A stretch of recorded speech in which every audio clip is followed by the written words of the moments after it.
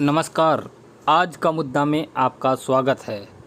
UP बाल अधिकार संरक्षण आयोग और संयुक्त शिक्षा निर्देशक मेरठ मंडल के आदेशों की अनदेखी करने पर स्कूलों के खिलाफ कार्रवाई के लिए जिला शुल्क नियामक समिति की बैठक के आह्वान हेतु दिनांक 27 अगस्त को गांधी पार्क लोहिया नगर गाजियाबाद में सामूहिक भूख हड़ताल की गई, जिसमें सैकड़ों अभिभावकों और अनेकों समाजसेवियों ने भाग लिया। राजनीतिक दलों ने भी इसका पुरजोर समर्थन किया। उन्होंने शासन से अपील की जल्द से जल्द जिला शुल्क नियामक समिति की बैठक बुलाई जाए, जिससे कि सरकारी आदेशों की अवहेलना करने वाले निजी स्कूल पर कार्रवाई की जा सके। समिति के पदाधिकारियों ने शासन और प्रशासन को चेताते हुए कहा कि अगर ऐसा नहीं हुआ तो हम लोग शांतिपूर्ण अनिश्चितकालीन भूख हड़ताल पर जाने को विवश हो जाएंगे। यह जानकारी ऑल स्कूल पेरेंट्स एसोसिएशन के भूपेंद्र सिंह ने दी। देखिए हमारी विस्तृत रिपोर्ट।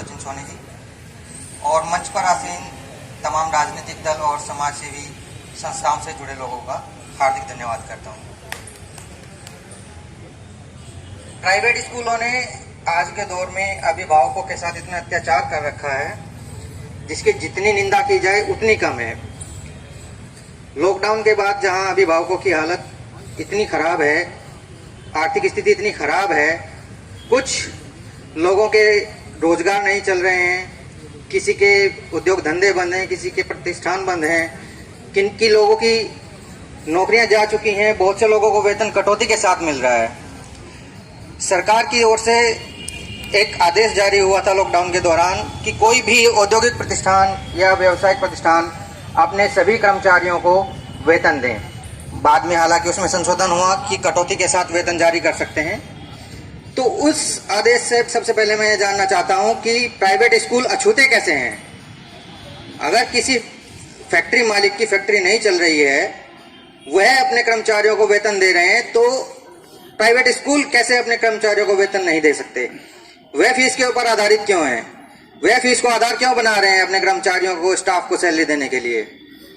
सरकार ने यह कभी नहीं कहा कि अगर किसी को वेतन देना है, किसी का माल बिकेगा तो वो वेतन देगा। तो प्राइवेट स्कूल इस बेस कैसे बना सकते हैं इस मुद्दे को कि आप फीस देंगे तब हम अपने स्टाफ को सैलरी देंगे, जबकि उनके पास पहले से करोड़ों रुपए सरप्लस फंड के रूप में जमा है, वह इसी आपदा के समय में यूज करने के लिए होता है। तो स्कूल उसे यूज क्यों नहीं कर रहे हैं?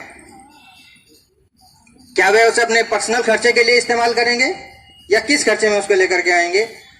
इस चीज के लिए बार बार जिला विद्यालय निरीक्षक महोदय से विनती की गई है, उनको बार बार आवेदन दिए गए हैं आसपा की ओर से, और आसपा लंबे समय से लड़ाई लड़ता आ रहा है अभिभावकों के हक में, जिसका कि काफी अभिभावकों को फायदा भी मिला है। बहुत से लोगों को ईडब्ल्यूएस के तहत सचिन सोनी जी की मेहनत से बहुत से बच्चों को जिले में ईडब्ल्यूएस कोटे के तहत उनके दाखिले कराए गए हैं। अनेकों विद्यार्थियों की फीस तक माफ कराई गई है जो अक्षम रूप से फीस जमा करने में अक्षम है। और भी आसपा ने बहुत से काम किए हैं अभिभावकों के हक में। मैं डीपीएस सिद्धार्थ विहार का पेरेंट हूँ। मैं भी इन्हीं के मार्गदर्शन में, सचिन जी शिवानी जी के मार्गदर्शन में लंबे समय से डीपीएसएसबी के पेरेंट्स के साथ लड़ाई लड़ता हुआ आ रहा हूँ स्कूलों के अत्याचार के खिलाफ।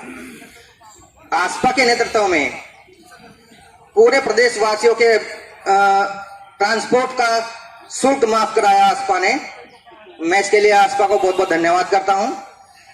दूसरे, प्राइवेट स्कूल्स एनसीईआरटी की बुक्स लागू कराने का काम कर रहे हैं।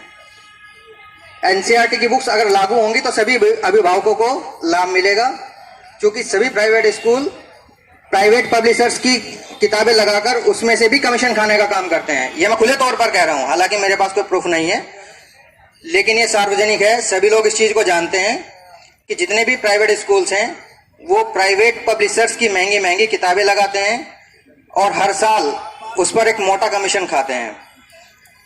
हमने जिला विद्यालय निरीक्षक महोदय को, बाल आयोग को एवं उत्तर प्रदेश सरकार को बार बार ज्ञापन दिए हैं, आवेदन दिए हैं और शिकायत भी की है कि प्राइवेट पब्लिशर्स की किताबें ना लगाकर एनसीईआरटी की किताबें लगाई जाएं, जो कि इस महामारी के दौर में अभिभावकों को काफी राहत देगा आर्थिक रूप से। दूसरे, काफी समय से स्कूलों के ऑडिट के लिए आसपा लड़ाई लड़ती आ रही है। जिला विद्यालय निरीक्षक महोदय ने आदेश भी किए हैं कि सभी स्कूल अपने 5-5 सालों की बैलेंस शीट ऑडिट कराएं और जमा कराएं कार्यालय में। लेकिन बहुत से स्कूल ऐसे हैं जो बजाय अपनी बैलेंस शीट जमा करने के अभिभावकों से उनकी इनकम के प्रूफ मांग रहे हैं। ये कहां तक उचित है? बजाय इसके कि अपने सरप्लस फंड का हिसाब दें, उनको ये अधिकार कहां से है कि वह किसी भी एक अभिभावक से उसकी इनकम का प्रूफ मांगे? और मैं ये जानना चाहता हूं कि किसी भी अभिभावक से अगर वो इनकम का प्रूफ मांगते हैं तो उसको कैसे जस्टिफाई करेंगे? अगर कोई अभिभावक अपनी आईटीआर फाइल करता है, जो कि 19-20 की आईटीआर होगी, मार्च 31 तक वो फाइल हो चुकी है, और लॉकडाउन के बाद आर्थिक स्थिति खराब हुई है मार्च के बाद, तो यह कैसे जस्टिफाई होगा आज के दौर में कि उसकी जो पिछले साल की इनकम है वो आज भी वैसी की वैसी है? और मैं ये भी जानना चाहता हूं प्राइवेट स्कूलों से कि अगर कोई अभिभावक अपनी बैलेंस शीट जमा कराता है, अपनी आईटीआर जमा कराता है अपने प्रतिष्ठान की, और उसमें वह लॉस दिखाता है, घाटा दिखाता है या होता है, जो कि उसकी आज की वास्तविक स्थिति है, तो क्या प्राइवेट स्कूल्स उन बच्चों के दाखिले ईडब्ल्यूएस कोटे में कराएगा? मैं सभी प्राइवेट स्कूलों से, अगर कोई उनका प्रतिनिधि मेरी आवाज सुन रहा हो, यहाँ अवेलेबल हो, या मीडिया के माध्यम से मैं ये जानना चाहूंगा, कृपया वो इस चीज का जवाब दें कि क्या वो ईडब्ल्यूएस कोटे में उन बच्चों का एडमिशन कराएंगे। और मैं आसपा का और मंच पर आसीन सभी साथियों का धन्यवाद करना चाहूंगा। बहुत बहुत धन्यवाद। सभी अभिभावकों से अपील है कि खबर को लाइक, शेयर और कमेंट करें। आज का मुद्दा।